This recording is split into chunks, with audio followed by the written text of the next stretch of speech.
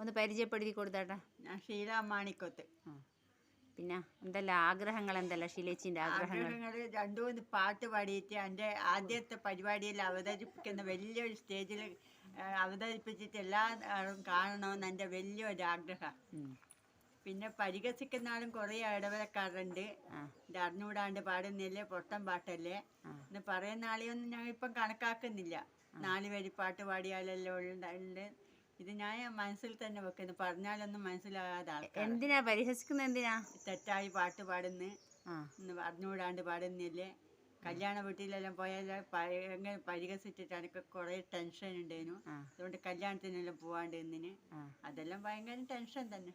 അങ്ങനെ പരിഹസിക്കുന്നവരോട് എന്നാ പറയാനുള്ള? പറഞ്ഞാലും മനസ്സിലാകാതവരോട് എന്ത് പറയാനാ? പിന്നെ വായി കടയും പാടെ വെക്കും തന്നെ. അപ്പോൾ ഇപ്പം എന്തല്ല അവസ്ഥകൾ, ഇങ്ങനെ ആഗ്രഹങ്ങളെല്ലാം എന്തല്ല? ഇപ്പം തൊഴിലുറപ്പിൻ്റെ ജോലിക്ക് പോകുന്നുണ്ട്. ആ പൈസ കൊണ്ട് നമ്മളെ കുടുംബം പോകുന്നുണ്ട്. ബാക്കി പൈസ എന്തെങ്കിലും കുറച്ച് ബാങ്കിലിടും.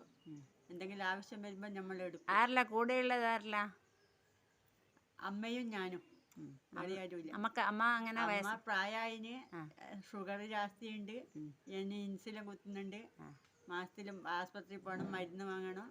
ഇത് കാണുന്നവരോട് എന്നാ പറയാനുള്ളത്? കാണുന്നവരോട് എനിക്ക് ഇങ്ങനത്തെയും വിഷമമുണ്ട്. എനിക്ക് ഭിന്നശേഷിക്കാരാ. എനിക്ക് ഇങ്ങളെപ്പോലെ ഒരു അധികം കായികയായിട്ടില്ലെങ്കിലും 2 പാട്ട് നിങ്ങളുടെ മുമ്പിൽ അവതരിപ്പിക്കണമെന്ന് എൻ്റെ വലിയൊരു ആഗ്രഹം. വേറെ ഒന്നുമില്ല പറയാൻ. എനിക്ക് അതിപ്പോൾ സാധിച്ചില്ലേ? ഇതിപ്പം കുറേ ആൾക്കാർ കാണും. അതാ പറയാനുള്ളൂ. എന്നാലും ഇനിയും അടുത്ത വീഡിയോയിലെല്ലാം വരൂലേ? എന്നാൽ ശരി, ഓക്കെ.